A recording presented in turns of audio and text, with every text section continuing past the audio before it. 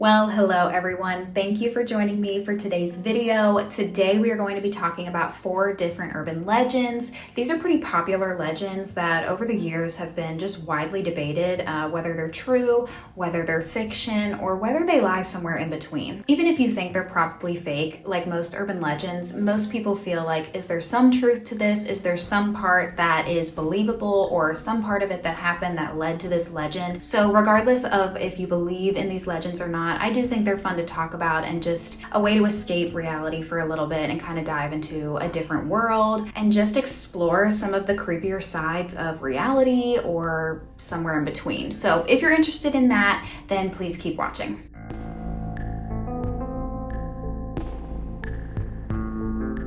This first legend that we're going to be talking about is about the game Polybius. Now, some people think that this is literally one of the strangest urban legends to ever come out of the internet, basically. Back in 1981, there was a mysterious arcade machine that started appearing in arcades around Portland, Oregon. Now, at first, it looked like any other normal plain Jane arcade game. Obviously, back in the 80s, arcades and arcade games were very popular, so this was just a very normal game to most people.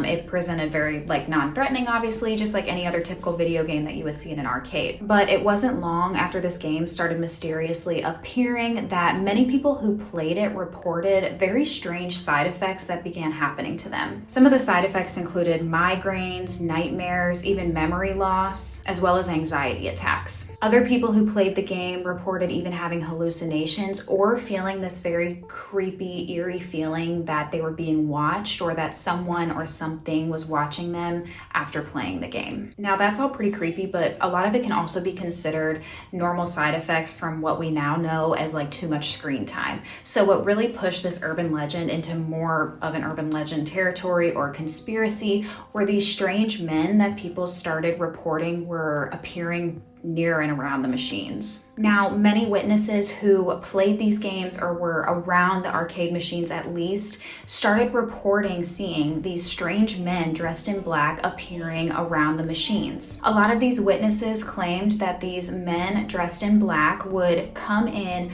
open the cabinets of the machines, collect information out of the machines, and then promptly leave afterwards without speaking to anyone or really saying anything or looking at anyone. It was just very strange behavior to a lot of people that witnessed this. It really started to make people believe that this game was tied to some sort of government experiment. Definitely, given the timing of this being around the 80s, it was very understandable why people were concerned about this and began to theorize about government experiments surrounding the game. Now, the 80s were a time where concerns about video game addiction really started to become a huge topic of discussion. With the rise of arcades in the 80s, obviously arcades were popping up everywhere, and many parents were growing concerned of video games messing with their children's heads, so to speak. So a conspiracy coming out about government experiments involving arcade games and men dressed mysteriously and entering the buildings and collecting strange information from these machines without saying anything to anyone only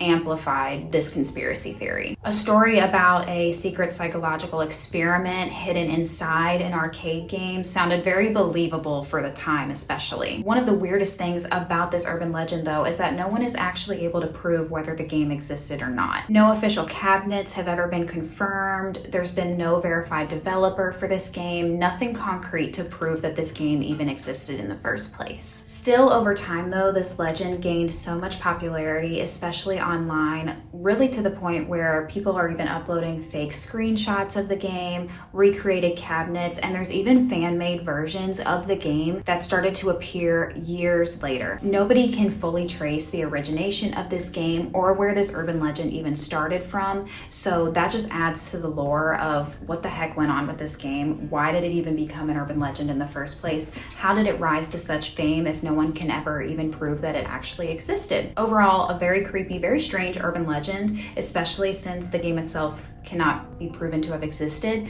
So let me know what you guys remember. If you were around during the 80s, was this a big thing?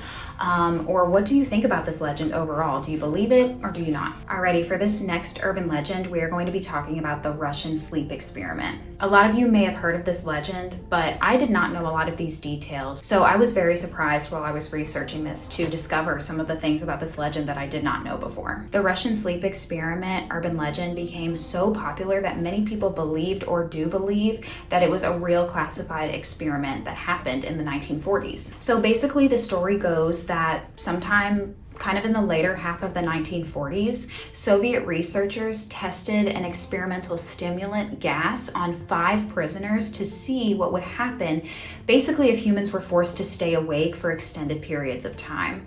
There's many photos of this online as well, and just a lot of discussion and chatter about this experiment overall online. The story continues that these prisoners were locked inside of a sealed chamber and were monitored by researchers through microphones and very small windows. Now, the first few days of this experiment went really well. Everything was fine. Everything seemed pretty normal. The prisoners were talking to each other, socializing with each other, reading books, and following instructions very well. Around day 5 of the experiment, though, things started to drastically change. It was at this 5-day mark that the prisoners started to become extremely paranoid. They stopped speaking normally and instead started whispering into the microphone. It was almost like they were trying to secretly inform each other of something, formulate some sort of plan. They weren't really sure exactly what was going on. Then, shortly after that, the screaming started. According to this legend, there was one prisoner that screamed continuously for hours and hours on end until he just could not scream any longer. And then after that, it was just silence. Eventually, the researchers did open the chamber after assuming everyone inside had died, but according to the story, the prisoners were still alive, but barely alive.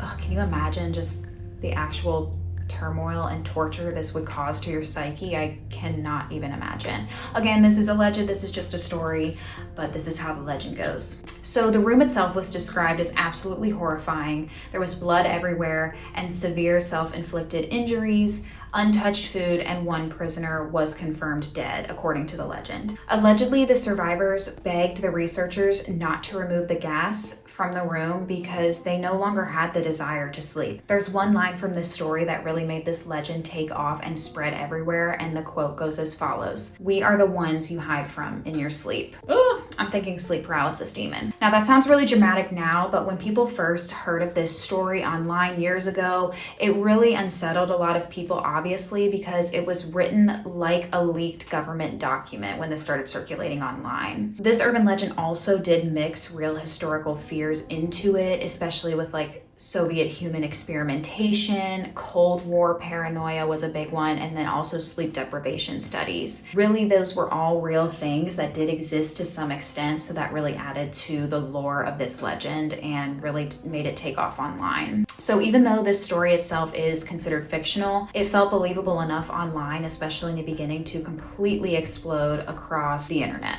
I know even when I was younger, I heard a lot about the Russian sleep experiment, and I believed for many years that it was like real and like an unclassified experiment that they finally decided to let the public know about. But apparently that's not the case, so thank God, because people were tortured in the story. But let me know what you guys think about that one, and let me know how deep your theories go. This is a very widely talked about legend, and I feel like we could be here all day discussing the details and the ins and outs of it. So let me know what you think and what you remember of that one. Okay, this next urban legend is really interesting because it's not similar to a lot of online horror stories, and that's because it came from real reported incidents, which kind of sets it apart. A lot of these, there's no like evidence or like factual proof to back it, which makes it more of a legend. But this one, there is some of that, and so that really adds to the mystery and also just the fear surrounding it. And this is the legend of the Bunny Man. So this legend is connected to a place in Virginia called Bunny Man Bridge. There's several different versions of this story online, so I'm just going to kind of be discussing the most popular of those. And the story goes that years ago there was a bus that was transporting dangerous psychiatric patients, and it crashed near that Bunny Man Bridge. Most of the prisoners were recaptured, but one was not. So allegedly, people began finding dead bunnies around the area of the crash, and this led a lot of the locals in the town to actually nickname the escaped prisoner the Bunny Man. They thought obviously he was behind these dead bunnies that were appearing near the crash site. Then shortly after that, actual sightings began happening of this escaped prisoner. Many witnesses claimed that they saw a man that was wearing a bunny costume wandering near the bridge carrying what looked like an axe or a hatchet. There are a couple different versions of this legend, but some of the more popular ones claim that once they witnessed this man in this rabbit costume, he would either attack the trespassers that were near the bridge or he would disappear into the woods before police arrived. Many people obviously called the police when they saw this and witnessed this person, and he was gone into the woods, some stories claim, before the police were able to get there. Now, this is where it gets really creepy because there are actual real police reports from the 1970s that do involve a man in a bunny suit that was threatening people in Virginia. There's this one report that really stuck out where a couple was like sitting in their car near the bridge, and they claimed that a man in a rabbit costume approached them and started yelling at them, screaming at them about trespassing, and then actually threw an object into their windshield. There was another report that described a similar looking man in a costume like that who was standing on a porch and striking a support pole with a hatchet. So unlike most urban legends, like I said, this one does have documented real world origin, which is crazy. Now, obviously there was some embellishment added to this as far as supernatural versions of the story that were being created about escaped asylum patients. Ghostly murders were even added years later. But what really makes it creepy is the fact that there actually was a strange man dressed in a rabbit costume that was terrifying people. And that just makes this legend itself really unsettling because that man could still be around today. We don't know. But let me know if you've heard of that one and what you think of it. All right, and our final legend today is going to be about the Smiling Man. And this is a pretty simple legend, but still very creepy nonetheless. So the Smiling Man legend gained a lot of popularity online after a man posted about a very disturbing encounter he had while walking home alone late at night in the dark, obviously very creepy. He basically noticed someone standing further down the street, and this person was moving very strangely, very like unhuman-like. At first, he thought this person was just drunk. But as he got closer to this man, he noticed that he was doing this weird kind of like slow dance or this weird like dancing type movement. But the really creepy and strange thing was that he was grinning, smiling super unnaturally from ear to ear the entire time that he was, doing these strange movements. He was not talking and he did not have a normal facial expression at all. He was just smiling very creepy and very unnaturally, which obviously freaked the man out severely, the one who posted about this. But it gets even creepier from there. The man who posted about this said that the smile that this man had was just so big and unnatural that it didn't fill him with comfort or ease. It made him very triggered and had him start panicking. He knew that something was deeply wrong with this person. Then the man noticed he was there and stopped dancing and turned directly toward him. Then the smiling figure started moving closer to the man. He was still smiling the entire time. Then the storyteller goes on to say that he crossed the street trying to avoid the man, but when he looked back, the smiling man again was just standing there staring at him silently in the darkness. So this legend doesn't necessarily involve a cryptid or something supernatural or a monster or some sort of jump scare. It's just the deeply unsettling feeling of being watched in the nighttime by something that's